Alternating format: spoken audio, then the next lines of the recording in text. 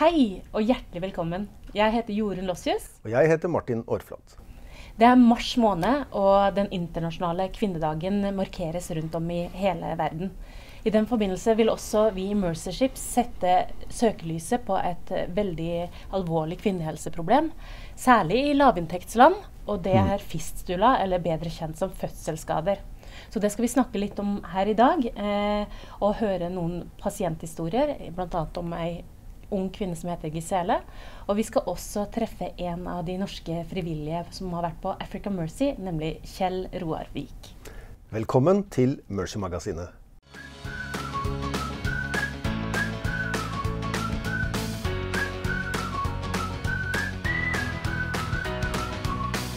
Nå skal vi få høre historien om Gisele, en ung dame som ble gravid.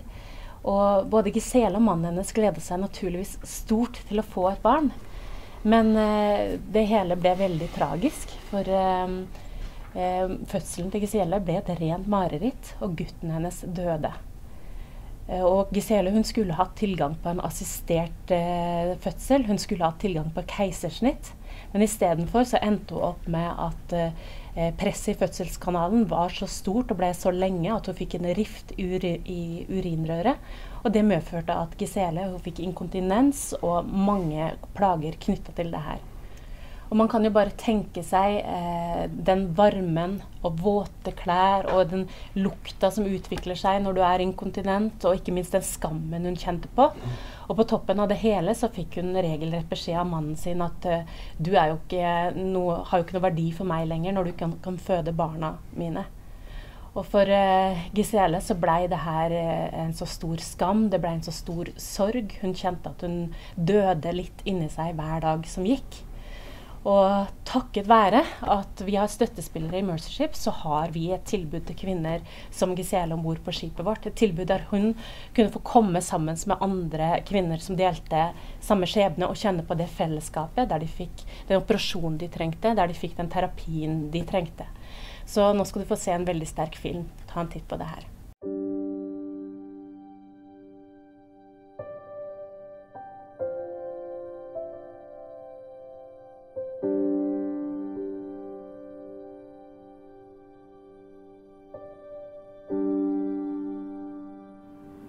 With this process of obstructed labor, this lady will be suffering for some days, 2-3 days. She is there with pain, she is suffering, she delivered finally, her baby is dead, her bladder is broken completely and she is leaking urine all the time.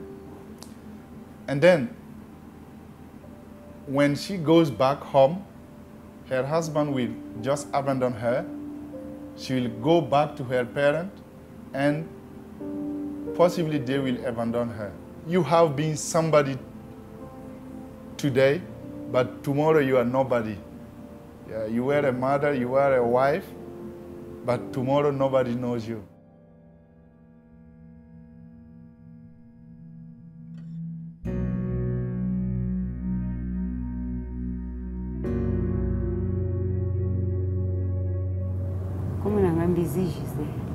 Malarima depuis 93 ne buna bunjiri masuba unita kuendela munjira dongo nsunga unena wasawe support ka bagala mebo ka kunkalaga mubungura masuba mave me komo monati mwana ka futura ba ka ku faleka kumbika faleka bonga do yandika monati mbwana ka lori ntamu yokisa kwa ikafutukwela nkendo wanje wakaka. Mais ceci que au ben ceci na biare bon tout mona mais na muini ti bon bakalari mbakiririo dikaboni yandi to batu yiri kaziku ngati to sala sana me boka kunkariri donc ndikamona ti zingu cha meno kachishira cha chiboteko.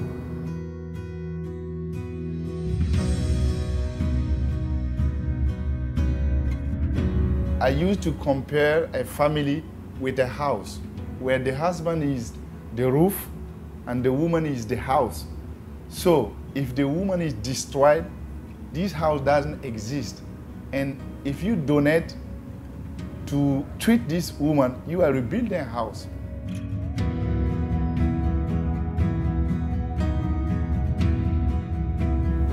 Itu iftu kala buna bujiri kata sikila ika yuma kata iftu bola ko bon nitu boti mbo iftu kala mpe buna bujiri à fur et à mesure.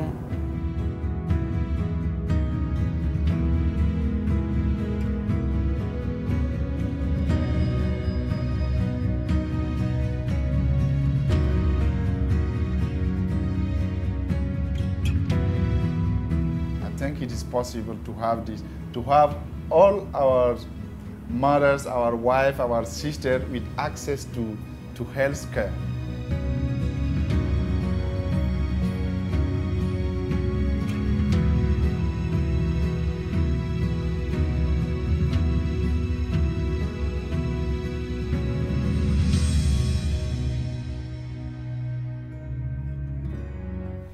Jeg vet ikke hvilke tanker gjør du deg om det her, Martin?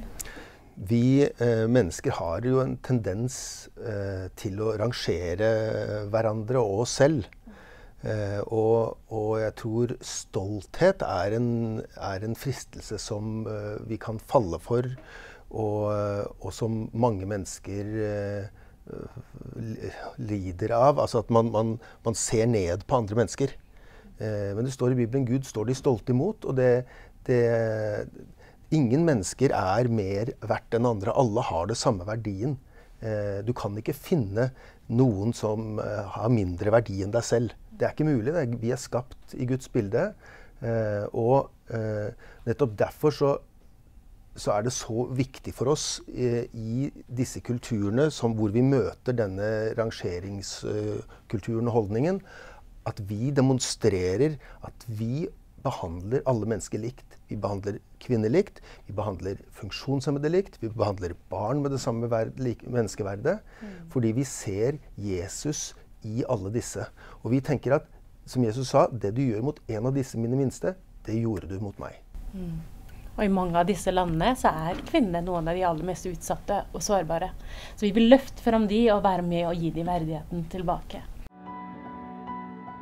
I knew I would want to end up in the healthcare field because of all these things that were happening in my own community. While growing up, I remember seeing a lot of suffering and heartache. I mean, a woman would be pregnant while she's giving birth, baby dies, she's buried, and that's it. You know, such things kept me asking, why? Why do people have to go through this? Is there something that can be done?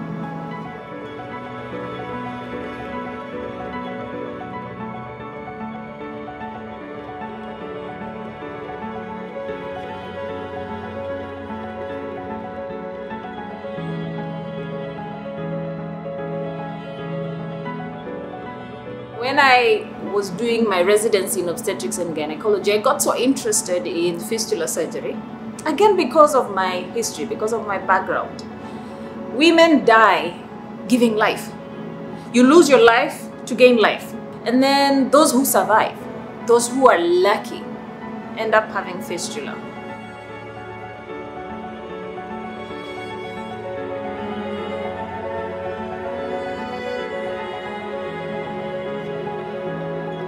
Most of the women who get fistula are women who can't access care for one reason or another. They live in the rural communities where we don't even have enough health facilities, and when they have health facilities, they are not well staffed. Many of them, they've used all their resources to the last penny and still not received help.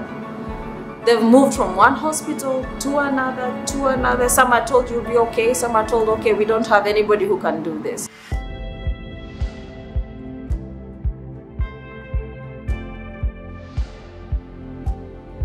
One of the patients I did surgery on had 4 surgeries. She's been leaking for 23 years. She's had 4 surgeries before, but she was leaking continuously. So when you see the beaming faces, and some of them break down, they know what they've been through. It's a blessing to be able to contribute to that restoration of life and dignity.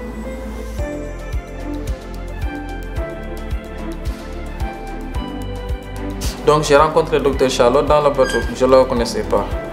Mais j'ai été vraiment séduit par sa technique chirurgicale, sincèrement. Donc elle opère très bien. Donc elle m'a montré beaucoup de choses. Vraiment c'est une très bonne chirurgienne et une très bonne enseignante. Franchement j'ai appris beaucoup de choses avec elle. We've already established a connection. And we are hoping that this will continue, that he'll be able to consult, and I can give feedback as he's working on some of the patients. So that's very important. That's not just bringing the surgeons now, but ongoing care thereafter. Oui, je pense que je peux partager ce que j'ai appris là-bas avec les collègues pour mieux appréhender la chirurgie de la fistule. On a besoin de s'organiser beaucoup plus pour cette type de chirurgie. Voir un peu comment est-ce qu'on peut recruter le plus, comment est-ce que le message peut aller loin. It is such a blessing to be able to give. There are those who can give a coin, there are those who can give their skills. I will say let's continue doing what we know how to do and doing our best at it so that the women can get their lands back.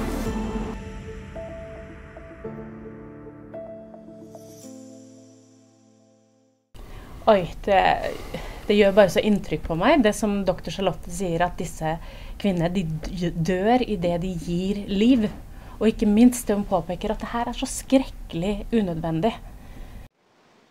The most dangerous thing by far that a West African woman is ever exposed to is just delivering a baby. If you look at the lifetime risk of dying in labor, for women born in Ireland, that's 1 in 47,600. For women in West Africa, it's 1 in 12.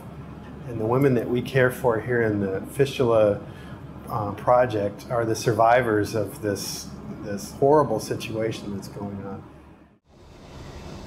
VVF is a term for vesicovaginal fistula. It would be more appropriately called obstetric fistula.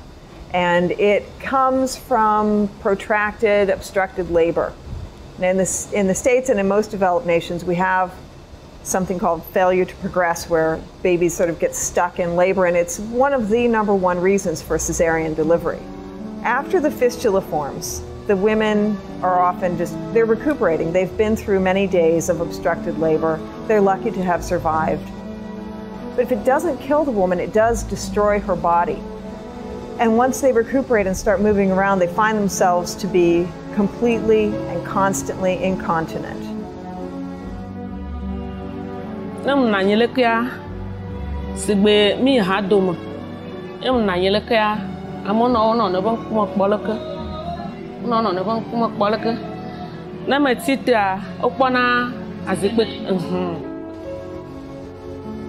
They often end up at least moved out of their hut just because it's unbearable to live with them. A healthy margin of women end up being divorced and abandoned.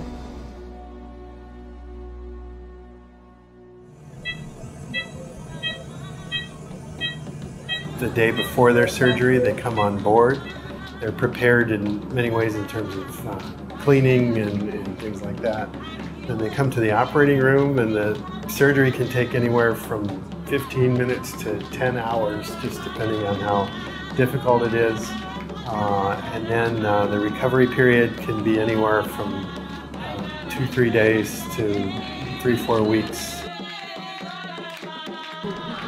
Oh, yeah, kema vauja o donama, maglava wasima kwenyaman. Kema ma we dorra bona ba yo domi. Don anya manyaba na maraka jansileka on chama tseba nyerekae. Don nyama kwena maraka kpota. Motsaklo zisuwa nyerekae. But when they come and we mentor them and counsel them, they feel loved, they feel accepted. Most of them are very joyful because they find a sense of being a human again, being accepted again, being given a value again. We buy the dress and we want them to look beautiful, so we dress them and we make a makeup just to give them a value, just to help them to let them know that they're important. It's a big celebration that we do with a lot of singing, a lot of dancing, a lot of rejoicing. because hope has been restored.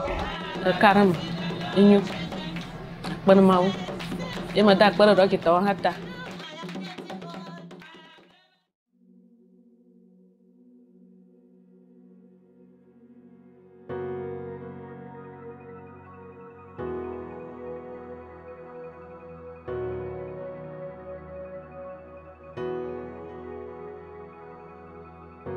Place your trembling hand in my hand, lay your head on me. You don't have to say a word now, you can let it be. When no one saw you fall or heard your mockers call, where scars mark you unclean, let the light of day come in and feel your heart start to beat in your chest and feel the blood in your veins start running again. And you know you have been seen and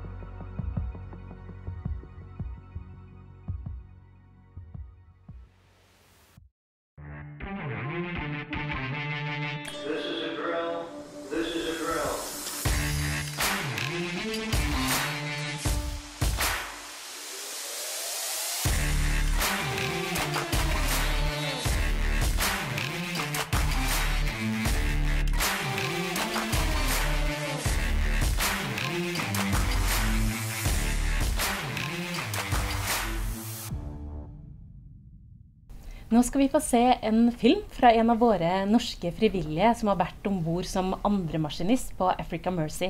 Han heter Kjell Roar Vik, og han skal det bli litt bedre kjent med nå.